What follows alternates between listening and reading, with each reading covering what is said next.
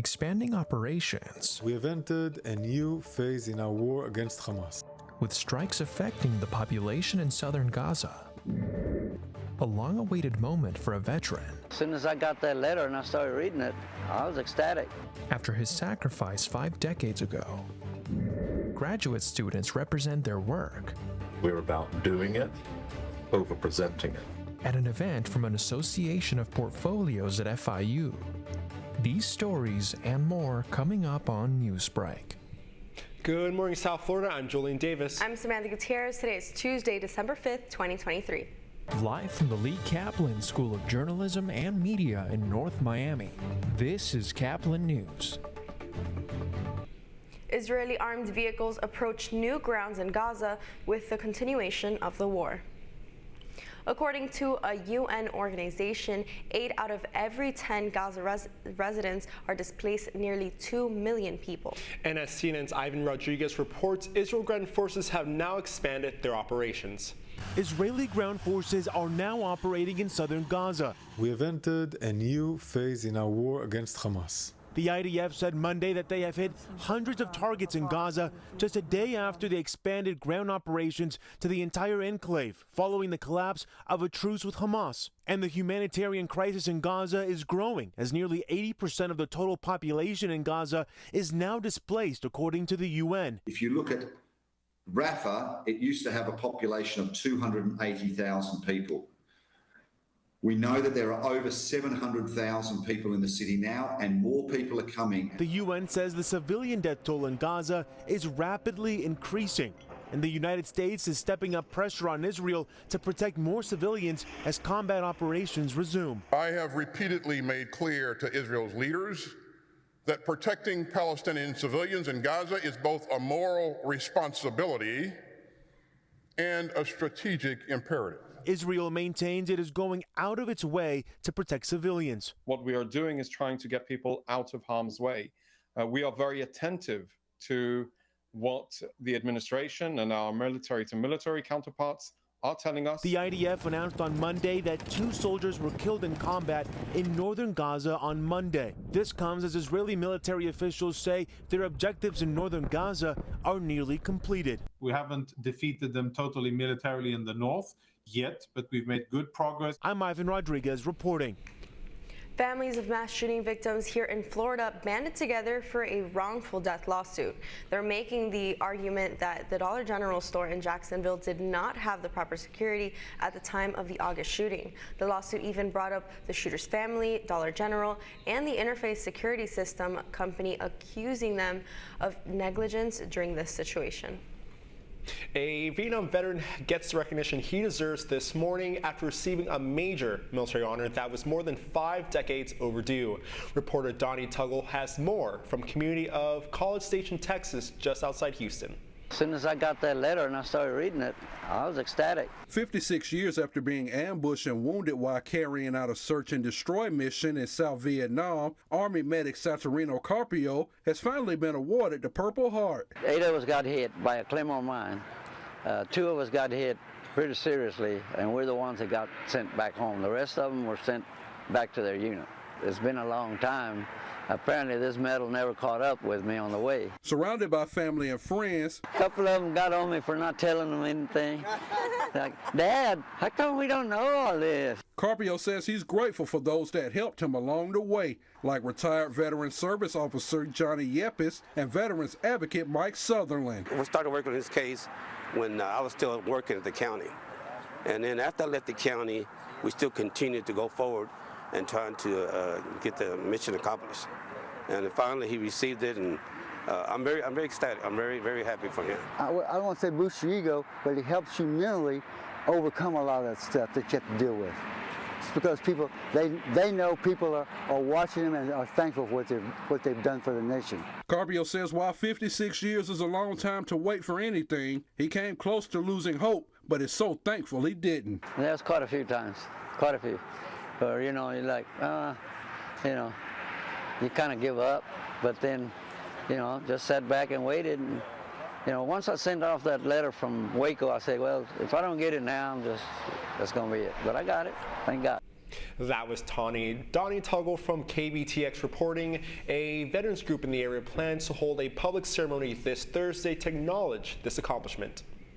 Officials dealing with the tragic death of an American tourist after a shark attack. The 44-year-old woman went paddleboarding with a relative when she was bitten about 3/4 of a mile from the shore of the resort yesterday. The lifeguard noticed the attack and quickly went to the water on a boat to rescue the man and woman. Unfortunately, efforts were unsuccessful. The emergency medical services responded to this scene. They thoroughly assessed the victim and they declared that she showed no vital signs of life. Authorities say CPR was performed on the woman, but she suffered severe injuries on the right side of her body and her identity has not been released. Police dealing with an escaped kangaroo half a world away from its natural habitat. They managed to capture an escaped kangaroo near Toronto over the weekend, all without any help from down under. The kangaroo was sighted 3 times after it jumped over the handler's head. After 3 days, the Durham police were able to capture the kangaroo by its tail right near where it first escaped. FIU's Art Plus Art History Department launched a National Portfolio Day where they welcomed many art students for their first visit to Miami. Caplin News reporter Daniela Tholke was there yesterday afternoon. FIU's Art and Art History Department hosted one of its first National Portfolio Day in South Florida here at the Covens Conference Center, where they welcomed art students from all around the world. So this is a purely experiential learning program.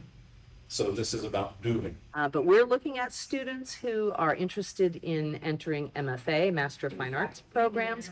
So these would be current college students or graduates of an undergraduate program who are looking to go on to further education in the arts.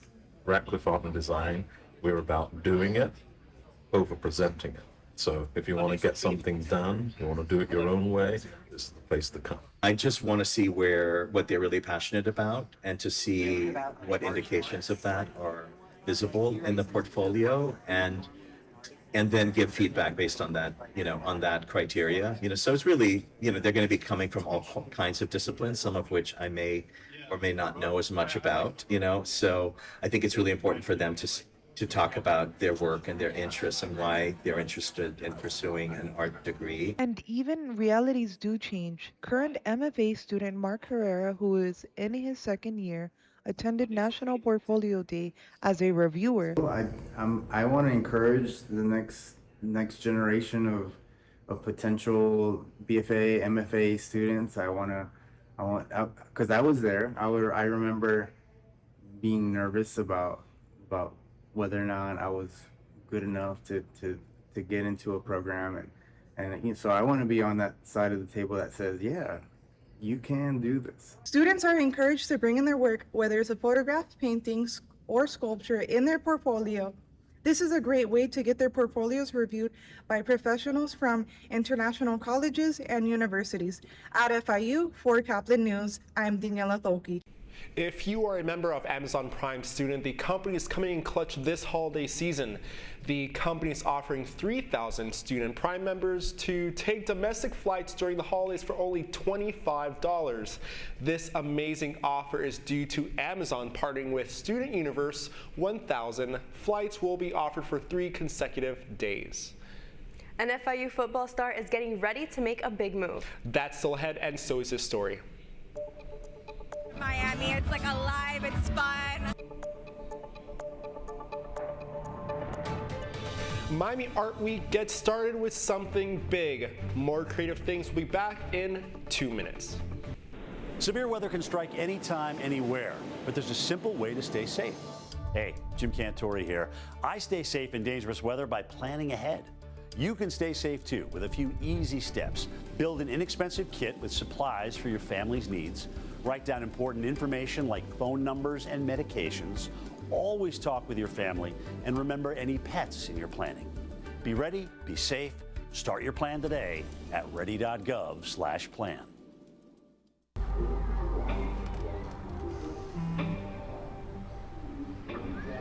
I don't know why you're so sad. You've got a roof over your head. You gotta stop with that depression stuff. That's what white people think. You all right? It just feels like it's coming from everywhere. Do you want to talk about it? You can talk to me if you're feeling sad. Whenever you need to talk, I'm here, okay?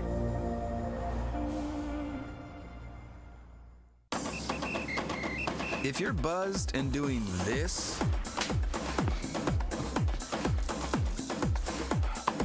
to make yourself feel okay to drive,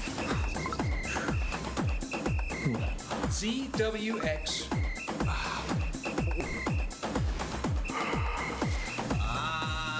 You're not okay to drive. YGKLVW. Regular you.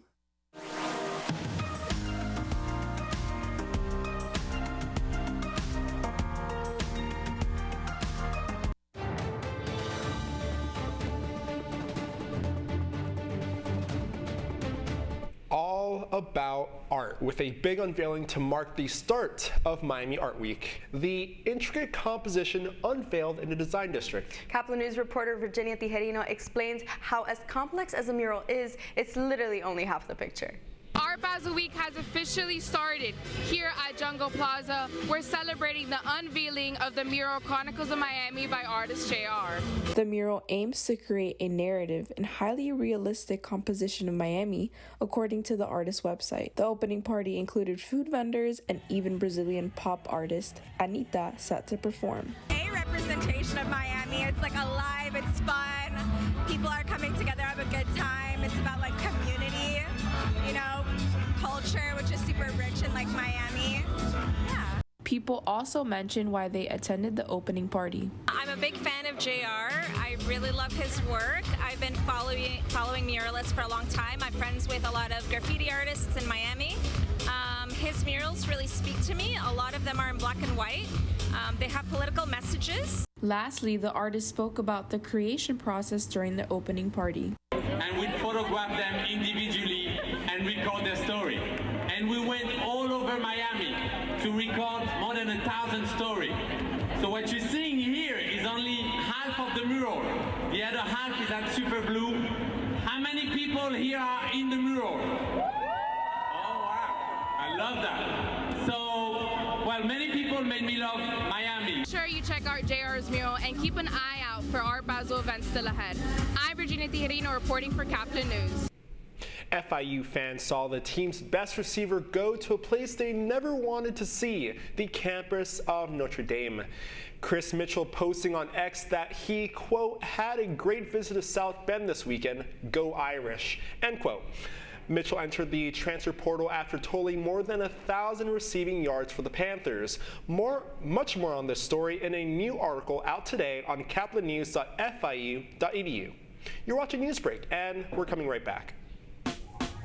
Last week, Brandon met a girl on a dating app. One day after work, he finally found the courage to ask her out. No answer. He started to panic. Was he being too pushy? Maybe it was too... Hey, sorry I didn't respond. I was driving. I would love to go on a date. How does tonight sound? Brandon tried to play it cool, but inside he knew. A girl so smart, so responsible. She must be a keeper.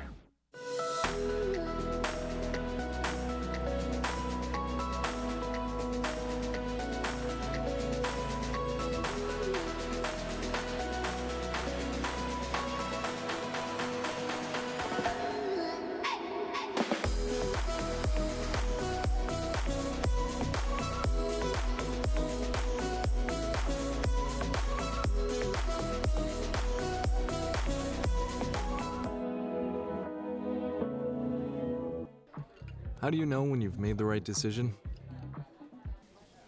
It's the feeling you get in your gut. The one that tells you what's right or wrong. It's the one that says, sure, I can have a drink. Or the feeling that says, okay, I've been drinking. Now what? It's the voice inside you that says, I'm buzzed. Better leave the car when it's time to go. Plan ahead. Catch a sober ride. That's all the time we have for Newsbreak. I'm Samantha Gutierrez. And I'm Julian Davis. Get more news anytime at caplinnews.fiu.edu.